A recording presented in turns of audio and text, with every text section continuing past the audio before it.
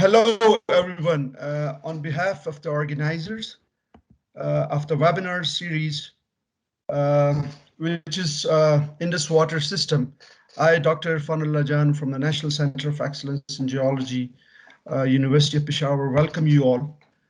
So today we are going to have the first talk of the series by Professor Muhammad Ashraf, who is the chairman of the Pakistan Council of Research in Water Resources and is also acting as a country head of the Indus Basin Network. I would like to very briefly acknowledge the organization, institutes, scientists behind or at the screen who are helping us in gathering these efforts.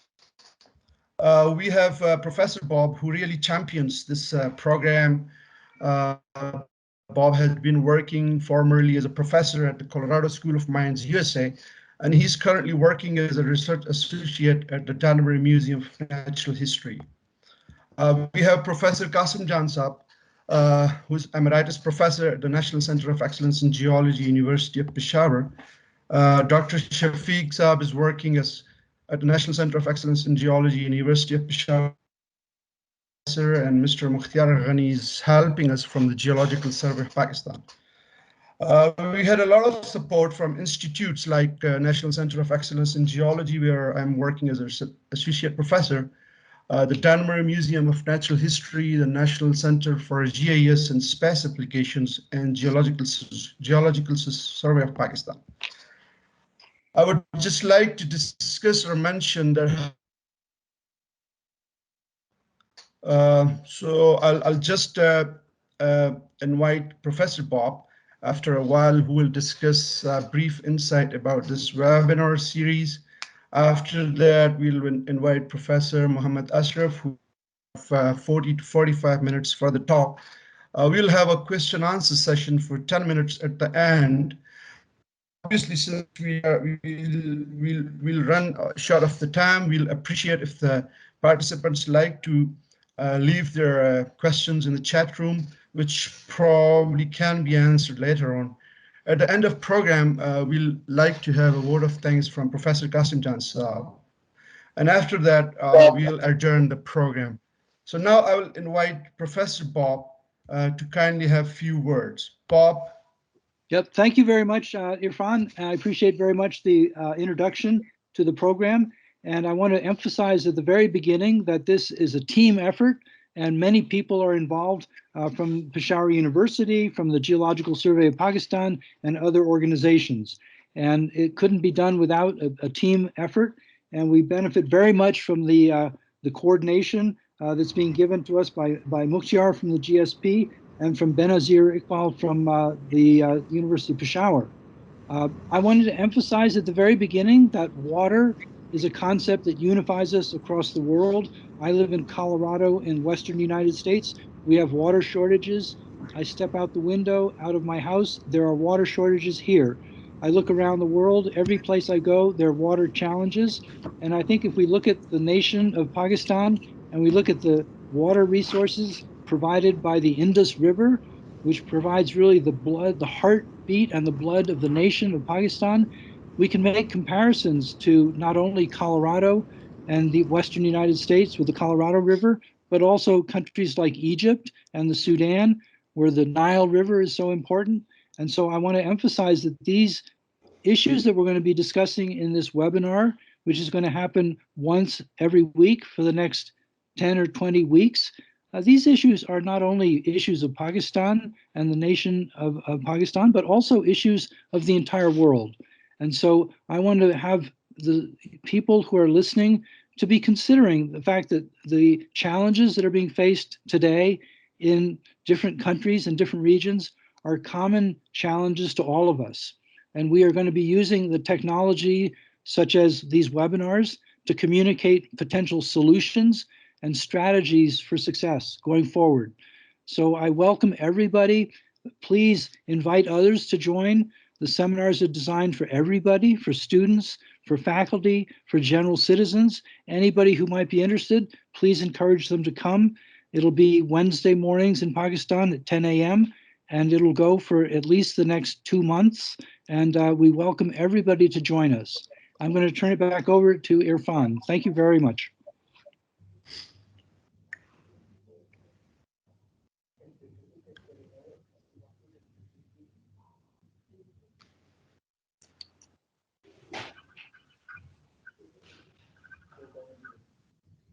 Irfan, can you unmute? Okay, sorry. So we have Professor Muhammad Ashraf with us as a speaker for today, who is agriculture engineer by profession. He received his PhD from University of Newcastle, United Kingdom, and has served for over 22 years long career in research and development on water resource management. Dr. Ashraf Saab has over 80 research publications to his credit and has carried out both national and international research and published his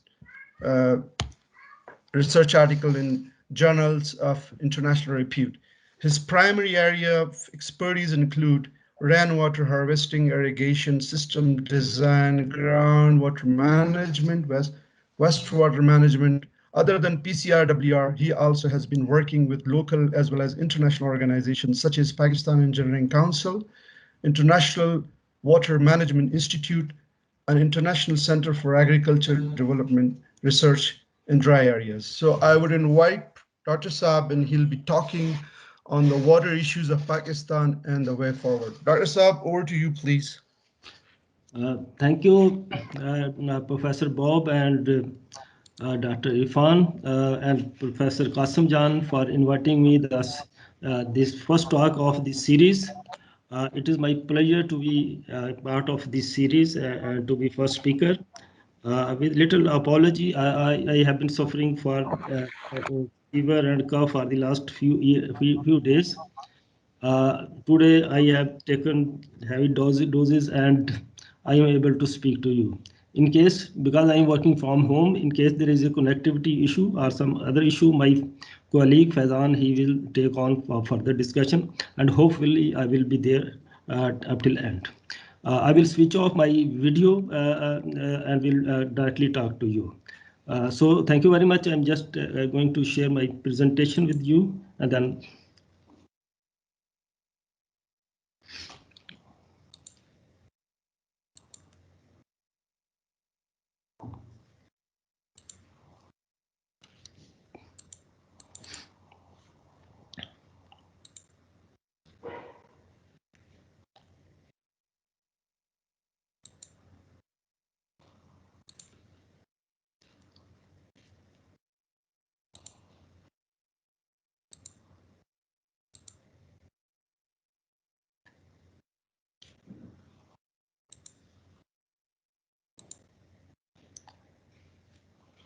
Irfan, I think this screen is not being shared. Is it We can see it. I think it's good. Push one button, go forward one slide. But it is not, you know, I am unable to see it. It is not shared from my side. Let me do it again.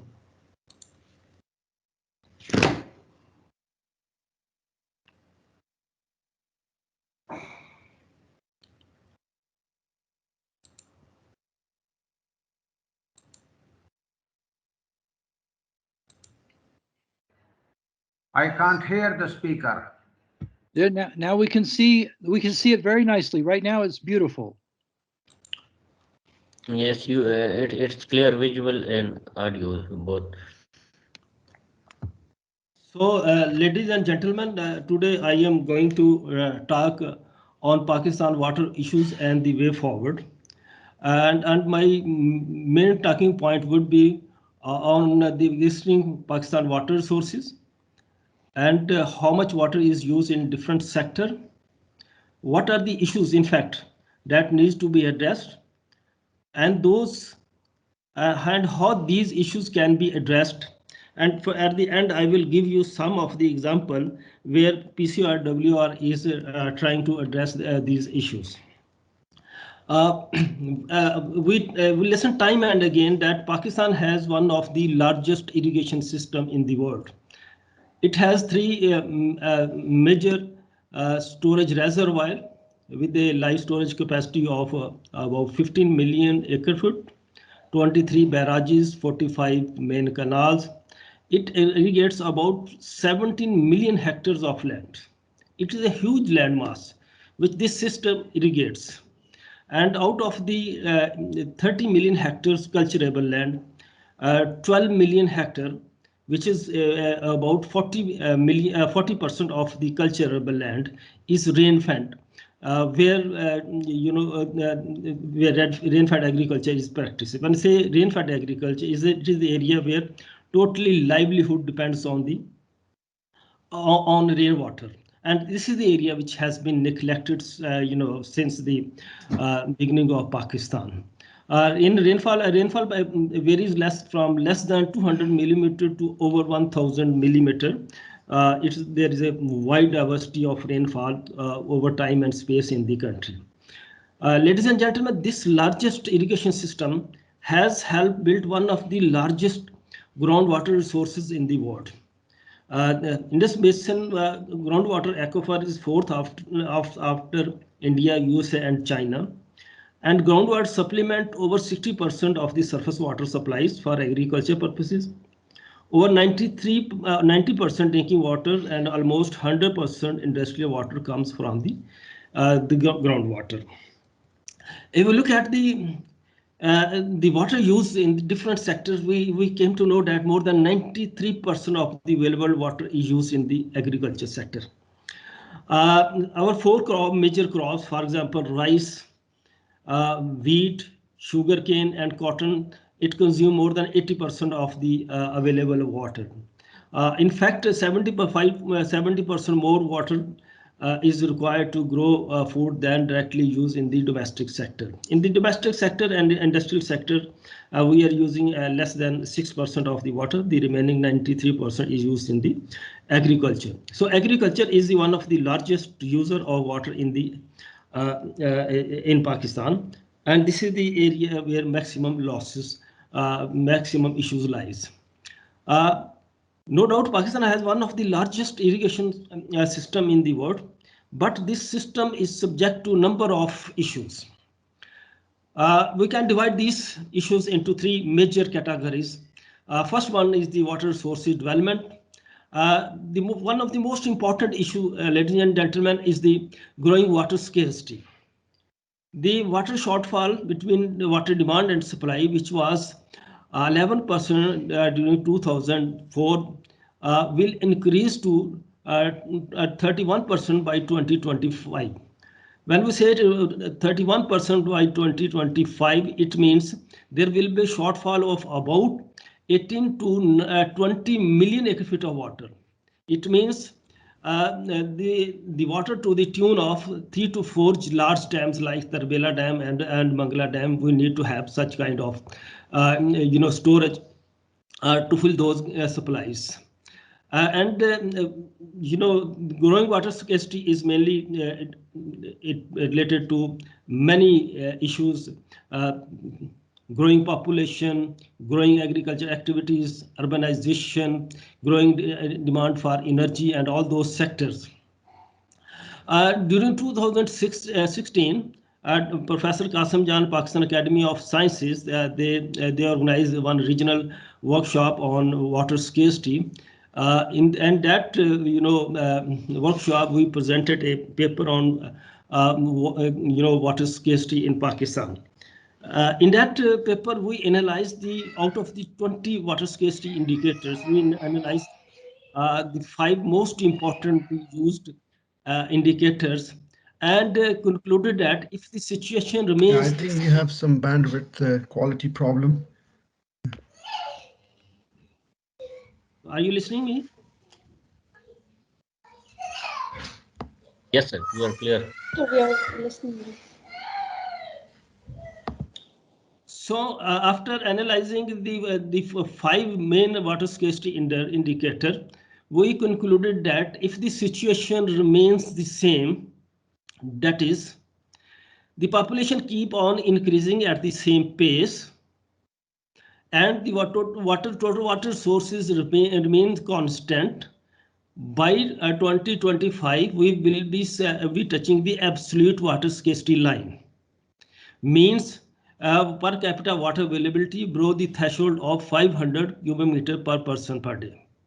So in those days, one of the correspondents from Express Tribune, she came to me and she asked me for some of the literature, and I handed over that article to her. And when she put the caption for this her article in the Express Tribune, she put the caption as Pakistan will run dry by 2025.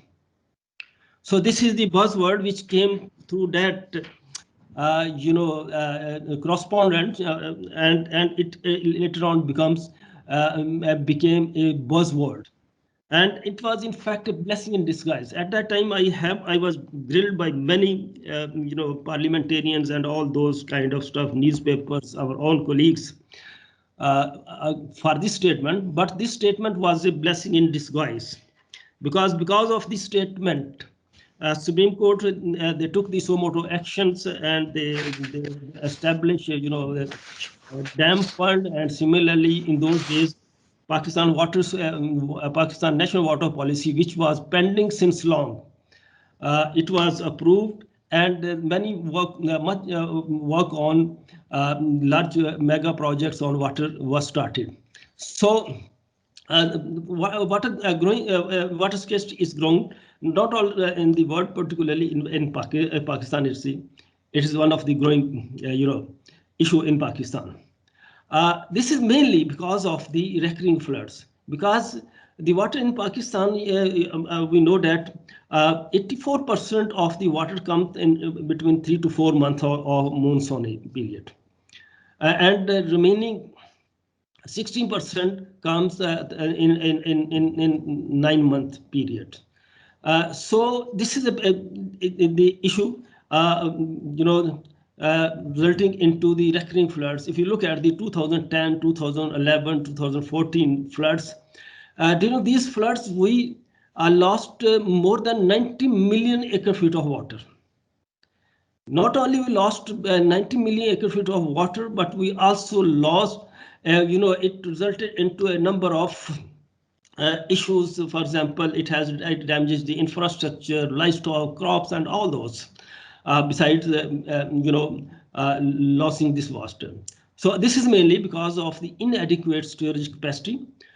If we have the storage capacity, this water can be stored and can act as a buffer against the dry period and drought period.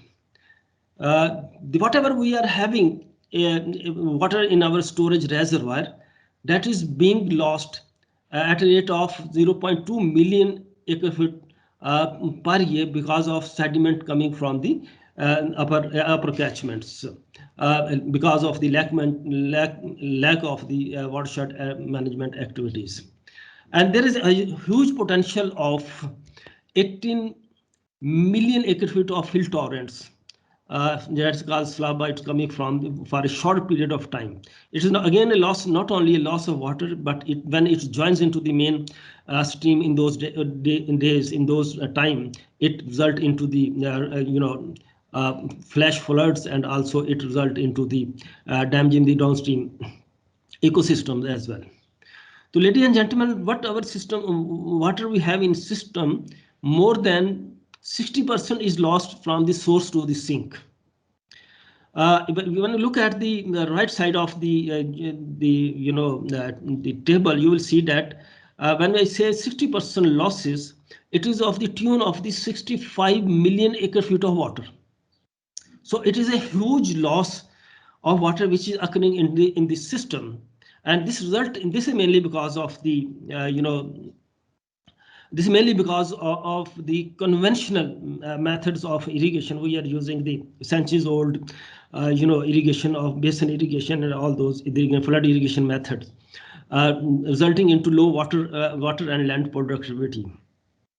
Because of the increase in the population, as I mentioned that the water sources are more or less, constant, whereas the population is increasing exponentially.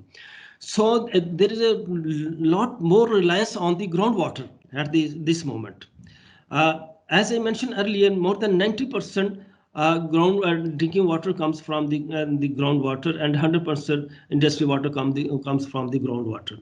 It also supplements more than 60% for the agriculture water supplies. So there is a huge pressure on the groundwater. Therefore, groundwater is depleting almost in all urban settlements and in major canal commands of the area. For example, in Balochistan, if you look at in the Quetta Valley, the water table is depleting at a more than 6 meters per year. In Islamabad, Lahore, it is depleting at a rate of about 1 meter per year. So there is a huge pressure on groundwater resulting into it's deteriorated both in terms of quality and quantity. Again, there is a huge issue of the disposal of drainage effluent, about 10 million acre-foot, particularly in the lower Indus. On one hand, this is a big resource, and if you don't manage it, it is basically a nuisance and creating a big issue for particularly for the lower Indus. Again, wastewater.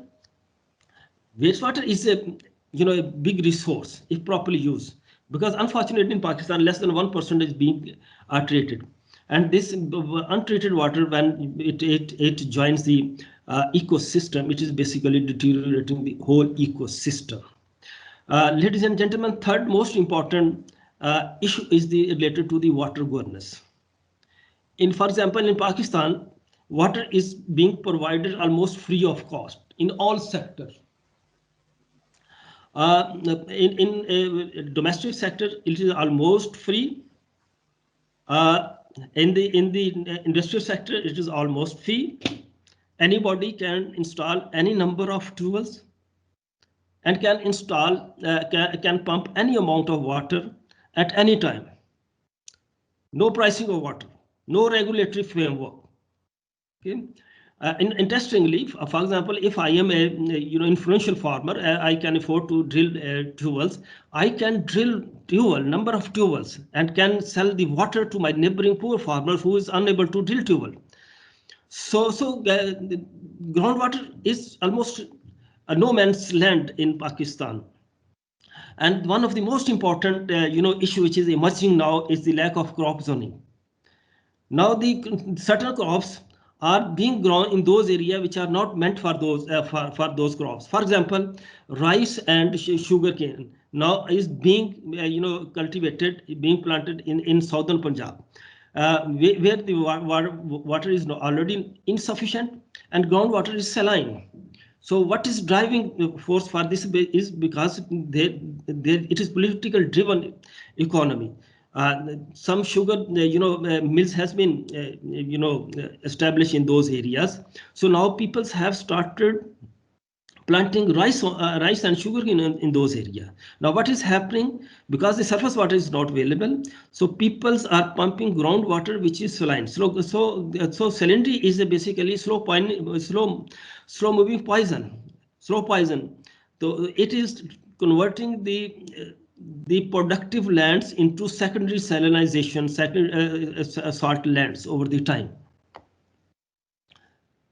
So, ladies and gentlemen, having said that, about the issues of the water resources in Pakistan, one related to the water resources development, the others related to the water sources management, third related to the water governance.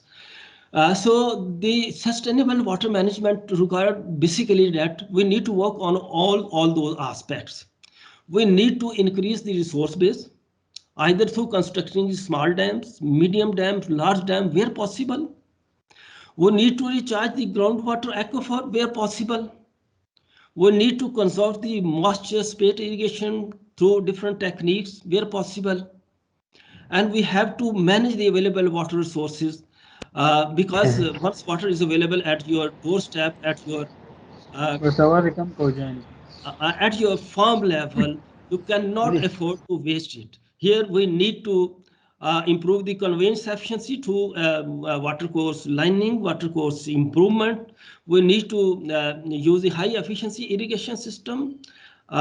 In the world, it is out of question to use flood irrigation nowadays, which still we are using. We need to change the existing cropping pattern and introduce the low water requiring crops in the system. We need to control the indiscriminate installation of tube wells. And similarly, we need to use the non-conventional water sources such as saline water, wastewater, and rainwater to supplement the gap between supply and demand. And most importantly, we need to educate the people. Right, started all stakeholders. Right, started from the policymakers to the student. All those we need to. In fact, we need a behavior change of the consumer, of the user. We need to tell them that this is a finite source. It is a finite source. It can, if we don't use it properly, we don't manage it, it can vanish from the system. It can have a huge consequences for us. In fact, it is one of the most important non-traditional security threat and non-traditional security challenges for us, water security. So we need to educate the people, right, starting from the policymaker, practitioners, and to the user. Ladies and gentlemen, whenever we talk about the issues and the way forward, the question comes, and many times people ask us, what are you doing? What are those technologies? What are you doing? What your institution is doing? So I will give you a few examples of what the work we are doing. No doubt, the people, the institution in the country, they are doing a lot of wonderful job. But I give you some of the example where we are working and where the technologies and the practices we develop are being upscaled. We have determined the crop water requirement of more major crops in Punjab and Sindh through lysimeter studies. It is very important. Unless we don't know the crop water requirement of a particular crop of a particular region, we cannot apply water according to the crop requirement. In other words, if you don't apply water according to its requirement, we will not be able to save the water. We will innocently keep on applying water, even the crop does not need water. We have researched and reduced the high efficiency irrigation system. For example, we have been able to break this myth that rice needs standing water. In fact, rice does not need standing water. It needs water like the other crops, and that water needs to be can be provided through any methods. For example, you can see on the top right side the rice crop growing on the beds. You can grow it on beds. Even you can grow on rice on drip irrigation system. Very interestingly, rice has water requirement equal to or close to cotton water requirement. It does not need huge water, but it was a myth in the minds of the people that it needs standing water. So we have also, PCRWR have mapped the entire Indus basin. We have mapped about 24 million hectares of land where we have mapped and investigate the groundwater zones. Ladies and gentlemen, if you look at the figure at the right below, extreme below, you will see that the groundwater in the Doab in the upper Indus basin. The green area shows the fresh water which can be used without any issue. The pink area is basically the water which is of marginal quality, and the red zone is basically the area which is saline, which cannot be used directly. In fact, we have gone to, up to 300 meters, and as we go deeper and deeper, the groundwater becomes saline, because in Indus basin the groundwater is saline because of its marine geological information. So this information which we generated is very important for the design of any tube well, for the installation of any tube well, for developing strategies for the tube wells. For developing any groundwater regulatory framework. So this is the knowledge on which now the different provinces they are establishing their groundwater regulatory framework and regulatory zones as well. We have also introduced the cost-effective techniques for groundwater recharge in Balochistan in urban areas. Recently, we have given presentation to the Islamabad management. As mentioned that in Islamabad, groundwater is depleting at a rate of more than 1 meter per year. So in Islamabad, CDA from its own resources, they have approved a PC1 of rupees 125 millions, through which they are installing 100 recharge wells, and they are also installing 20 groundwater monitoring well in Islamabad. So this is how the technology uptake is being taken, technology being upscaled. We have developed and demonstrated desertification control technology in Cholistan, Thar and Diyai Khan areas, rainwater harvesting, science agriculture.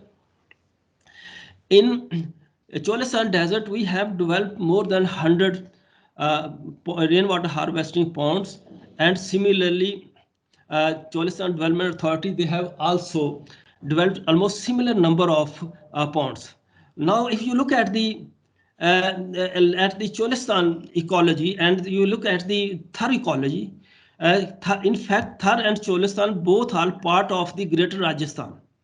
But you will see that the hue and cry which you have been listening for the Thar for the last 10 years, you would not have listened once, even once a time about such kind of issues, hue and cry about the Cholistan Desert.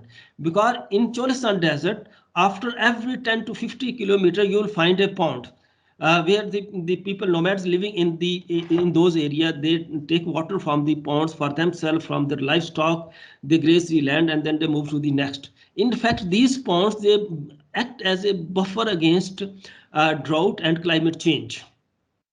So we are also working on the satellite monitoring of the groundwater through using the GRACE, because it is very difficult and time consuming, resources consuming to physically monitor the groundwater. It took us more than 10 years to map and investigate 17 million hectares of land. So now we are using, with the help of the University of Washington, we are using GRACE model for real-time monitoring of the groundwater. Similarly, with the help of the University of Washington, we have initiated an irrigation advisory services using the basically satellite data, satellite remote sensing techniques, and weekly we are sending text message on each Friday to 20,000 farmers in 41 districts in the countries, through which we tell the farmers that whether its crop needs irrigation or not. What would be the rainfall prediction for the next week, and what will be the wind velocity through the next week. So similarly, we are also working with the help of the International Water Management Institute on Indus telemetry system for real-time monitoring of the flow in the Indus irrigation system.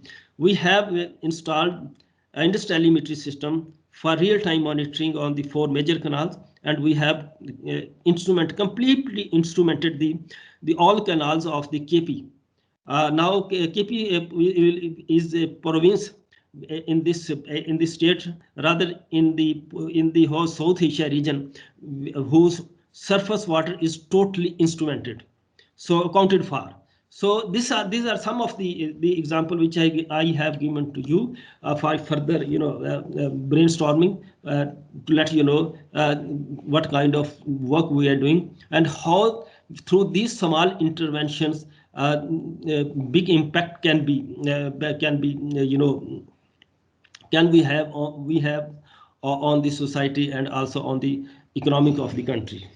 So ladies and gentlemen, at the end, I would leave few questions and few points for your thoughts for those speakers who will come after me to address some of these issues in their talks. The most important one is the wet years and wet season are becoming more wet and dry.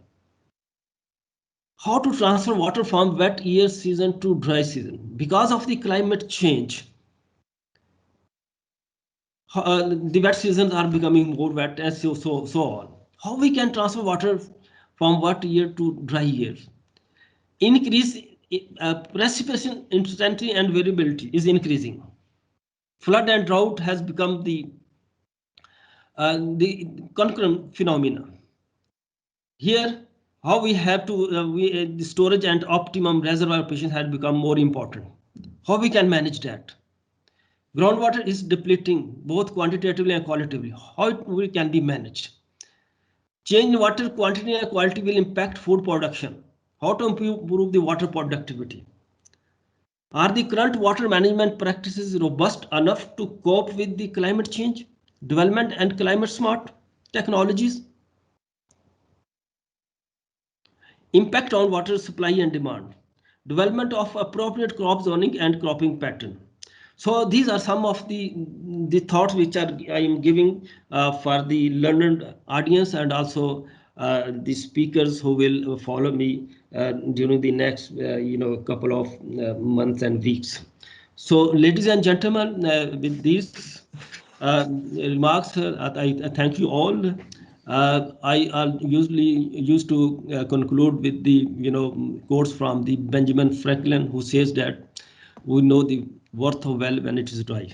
So thank you very much. Over to you, Irfan.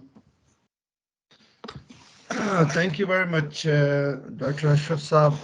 There were absolutely very burning points. And I think what I can conclude from this talk is there is at utmost need of regulatory framework and the governance as well as teaching or education for the farmers and common people like us who might also be contributing to the wastage of water. There were certainly a lot of good points that you have put forth for our coming speakers, and I believe that we might be able to deliberate and have a very healthy discussion on coming up with certain problems that are faced as far the shortage of water is concerned. So we'll now head on to the question and answer session. And I believe that most of you know that if you have any question, you'll just have to raise your hand using the team. And we have already, and apologies if I'm mixing the sequence, but I'll just see the sequence here and pick the questions. So the first question comes from Dr. Samina, and I believe she's from my institute. Go on, please, Dr. Samina. Assalamu alaikum. How are you, Professor Bob and Irfan? It's a pleasure to see you again. Thank you very much. Yeah, and sir, Dr. Ashraf, it's a great pleasure to hear your talk. We really missed the project we have executed over the last 5 years. And I really appreciate that we have learned a lot from Dr. Ashraf, the project of water rehabilitation. Sir, the queries that you have been made, do you think these are practically applicable? I think the farmers are not going to change their way of conventional irrigation system. It must need a massive awareness campaign among the farmers. Yeah. Before we can plan to have technical some structures for water conservation or harvesting. What do you think so? Thank you, Dr. Samina, for this very important question. You see that I have focused on awareness of the farmers, education of the farmer. This is one of the fundamental requirement. You have to educate the farmer. You have to tell the farmers about the issues, and at the same time, we need to provide the solution as well. Not simply telling the farmer about the issue will be enough. We have to provide the technology, which is basically, technically, efficient technology, economically viable technology, and socially acceptable for the farmer as well. So this is very important because most of the time the technology we try to take to the farmers, they are lacking one of the fundamental as which I have mentioned. Sometimes we only focus on the technical performance of the technology, sometimes only focusing on the economics of the. So we need to work with. In fact, we need to work with the farmer to involve them right starting from the project and through learning by doing the things until unless. And secondly, the most important thing is that behavioral change is not only, it is simply we have to, this behavior change should be supported by the some kind of regulatory framework. Regulatory framework is very important. I give you example. For example, the same person who is driving on a GT road, he will never bother about the fastening the seat belt. As soon as he will go on the motorway, he will be very careful. He will first he will fasten the seat belt and then he will try to go to the road. So the regulatory framework is very important to change the behavior of the people. Both social, economic, and technical issue will need to be brought into mind of the people with the regulatory framework. Oh, thank you. Thank you, Dr. Saab. We'll head on to the second question. The second question comes from Zubair Ahmed. Can you kindly also introduce yourself very briefly and come up with your brief question, please? Thank you. Assalamu alaikum and good evening, good morning, sir. This is Zubair Ahmed, and I am serving as a senior hydrogeologist in Balochistan from 5 years. So my question is from Dr. Muhammad Ashraf Saab that, sir, what are the strategies and policies about Balochistan? Because we know that Balochistan is the most stressed province of our country. Even our capital is under stress, and we are losing our water, especially groundwater, because Balochistan is totally groundwater dependent. Rest of our 3 to 4 districts, other whole districts are dependent on groundwater. So what are the strategies of PCRW regarding that groundwater of Balochistan? Thank you, sir. Thank you, Zubair Saab. This is very important. And in fact, our one of major work is in Balochistan. Balochistan, there are 2-3 things which we are trying to give awareness to the policymakers and to the practitioners. Number one, there is a misconception in Balochistan that it is a fruit basket of Pakistan. Fruit basket. We wrongly use this slogan that this is a fruit basket of Pakistan. Under this slogan, we establish apple crops, apple orchard throughout Balochistan. Apple requires huge amount of water. Okay, people kept on establishing the apple orchards. Basically, that area is not meant for the apple orchards. When you don't have the water, when you are pumping water from a depth of 1,000 feet or beyond, you cannot grow apple there. Now, what happened? The people, because their tubers became abundant, they have to uproot their apple orchard. Now they are coming to those crops which require less water. For example, pistachio. For example, olive. For example, fig. For example, pomegranate. So these are the fruit. And secondly, most important, Balochistan is basically rangeland. We need to focus on the rangeland instead of because it is the area which provides all kind of food meat throughout the year. So we need to focus on the rangeland. Thirdly, in Balochistan, the annually generated runoff is about 20 million acre feet. 20 million acre-foot runoff is being generated. Out of 20 million acre-foot of annual runoff generated, only 3 million acre-feet is being harvested. Therefore, about 9 million acre-feet of water, more than the capacity of the Tarbela Dam, is leaving the system. It is not only leaving the system, rather it is making huge damages to the infrastructures, because in Balochistan, you know that the mountains are denuded, slopes are very steep, and rainfall intensity is very high. So it immediately converts into flash floods.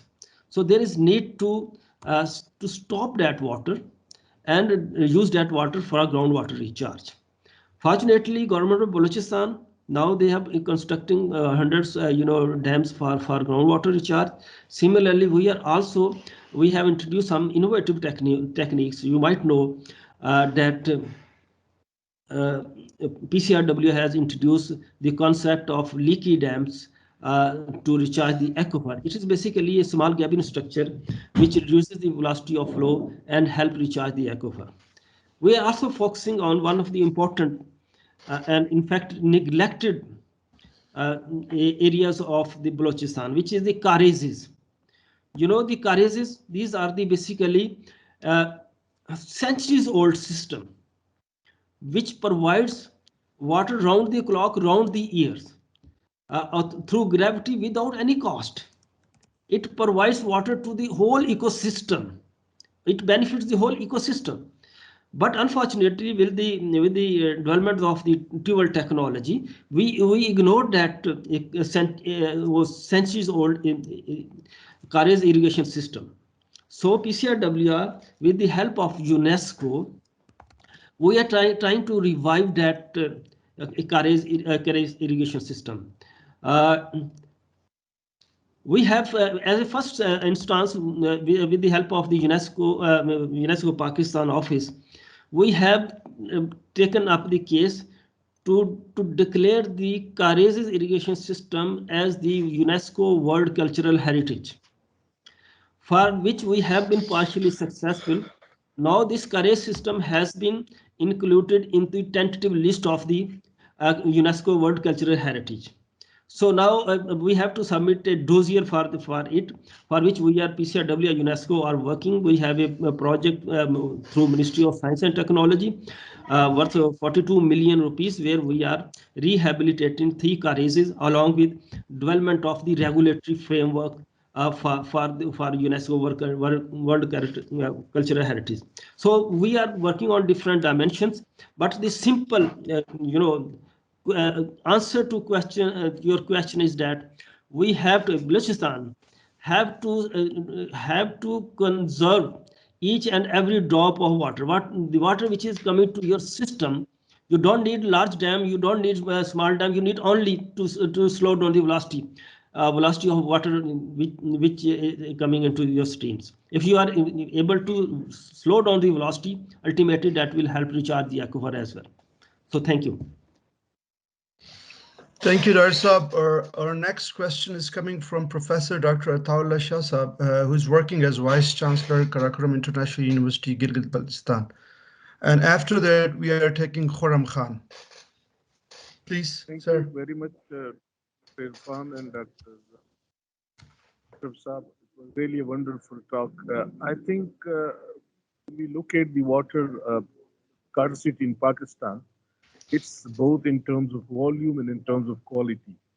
The quality is also deteriorating with the time.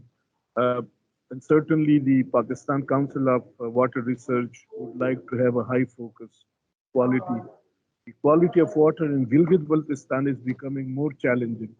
Dr. Shah, would you like to comment on how the quality of water in the Gilgit-Baltistan is taken care of by your organization, and how can we work together? I mean, the Karakoram University can work with you to at least improve the quality of water which is available there. Dr. Saab, thank you very much for this important question. You have rightly mentioned that we are even one of our major components is on the monitoring of the water quality for uh, drinking purposes, for agriculture purposes, and for ecosystem purposes. Gilgit-Baltistan is, I used to call it the mother well of Pakistan water source. Very important. If your mother well is unhealthy, if your water tower is unhealthy, the whole system will be unhealthy. Recently, we have conducted a survey in the Gilgit-Baltistan. There are almost 7 districts, all districts, and we found that most of the samples are microbiologically contaminated. Drinking water sources were contaminated. Even your chief minister, he visited us and we gave him a presentation, and his own district geyser was 100% contaminated. So we gave him the presentation, and particularly at the end we put one slides for policy decisions, and he took interest in those policy decisions, and he got that slide that he will take action accordingly. There are more or less, definitely we will work with your university to address this issue.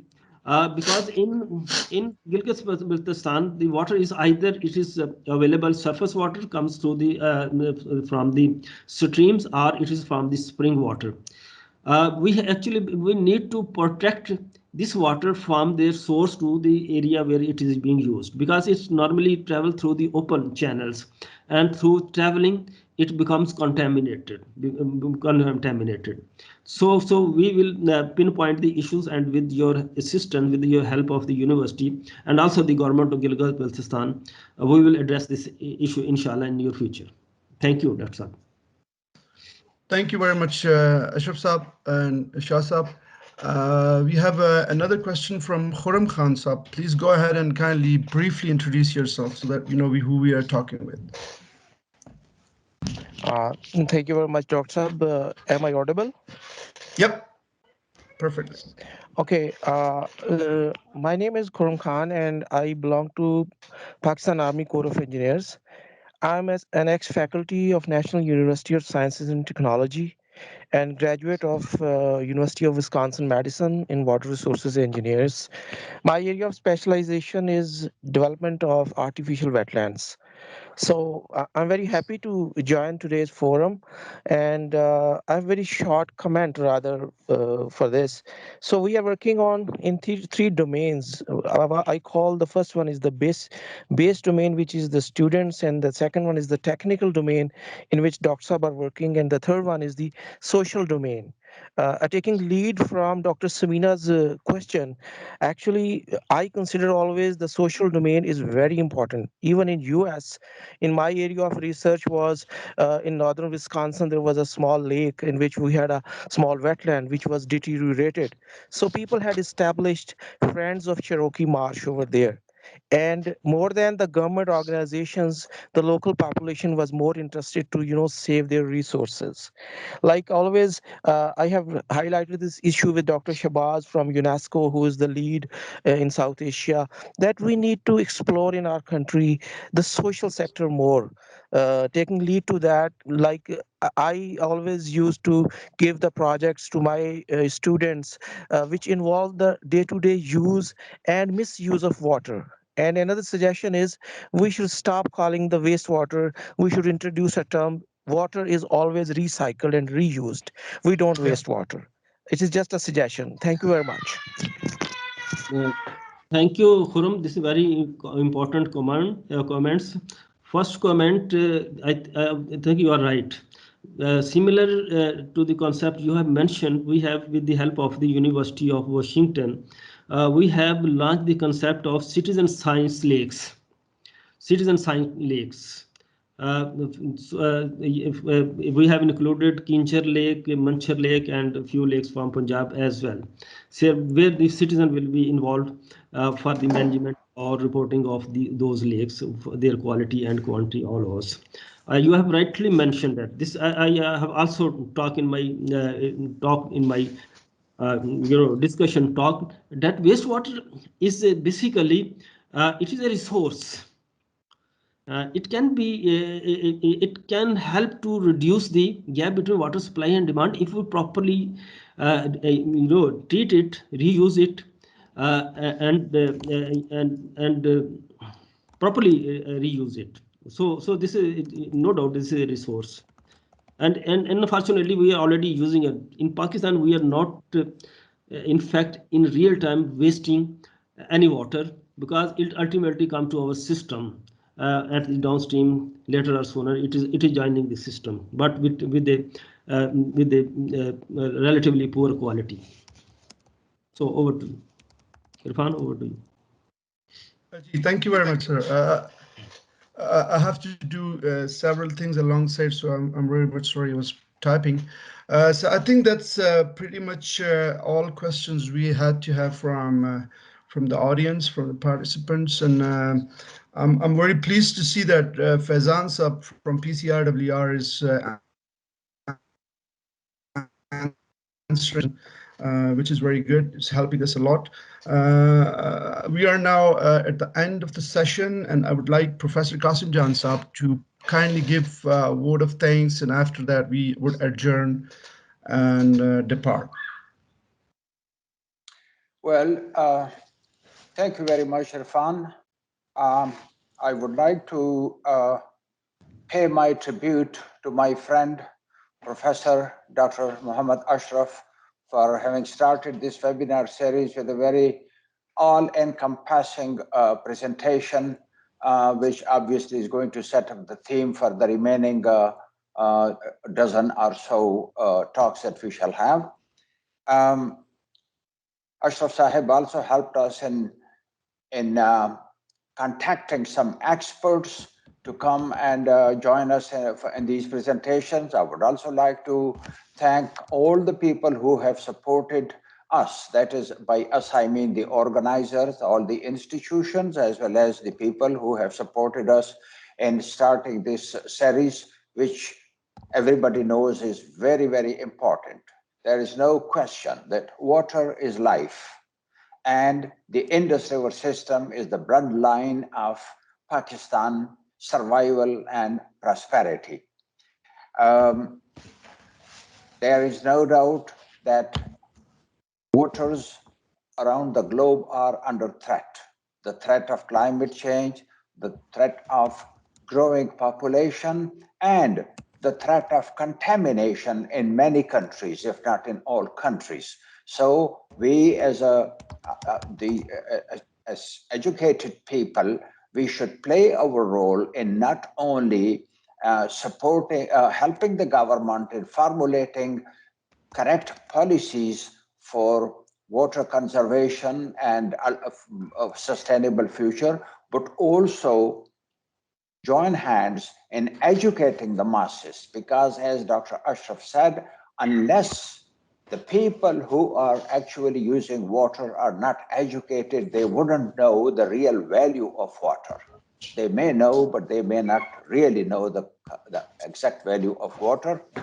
And I'm also, in the end, before I close, I'm very happy that Dr. Ashraf has touched on a topic that I have been discussing with friends for almost 4 or 5 years now, the growing population of Islamabad city. Where is the groundwater? This is the question I keep on wondering, that in a few years' time, Islamabad will be very short of water at this rate of growth of population. With these words, I thank all of you, all the participants, all the people who have joined us today, but particularly Dr. Ashraf for having kicked the balls. Thank you and stay blessed. Thank you very much, sir. G-Dar Sab, Ashraf Sab. Thank you, sir. Thank you. It's over to you, sir. Achha. So it went to a very wonderful program. I will just request our web host to introduce or display the talk for the coming Wednesday, which is, what day is it? Okay, so we'll have our second lecture from Professor Dr. Altaf Ali Sial Saab, who's working chairman, Department of Land and Water Management, University of Tanojam, Pakistan, and he'll be talking on proposed Sindh barrage, boon and ban. So please stay tuned for our next talk, which is going to happen on Wednesday, the 2nd February, the same time, using the same link. I would now request, before we depart and say goodbye to each other, I would request everyone to turn on your cameras so we can have a group photo. And after that, I think we are done.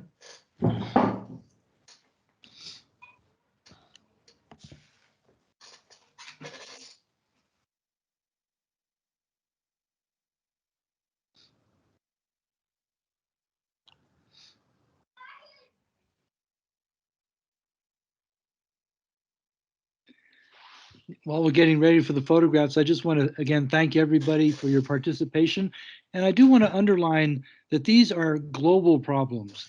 And the words that we heard this evening from, or this morning from Pakistan, I could say the same thing in Colorado. I could say the same thing in Egypt. I could say the same thing in so many different places. So we will find solutions through communal effort across the whole globe. And Pakistan is going to find answers, and we will share technologies across the world. And I have a tremendous hope that we will use the skills of people across the entire globe to solve some of these challenges, because we are all facing them. We have these common problems. That's true, Bob. Yeah. Once the photo is done, kindly let us know that so that we can ask the participant to.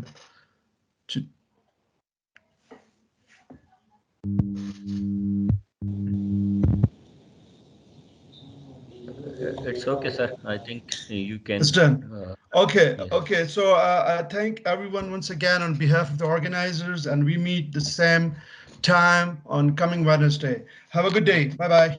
Thank you. Thank you. Okay. Goodbye.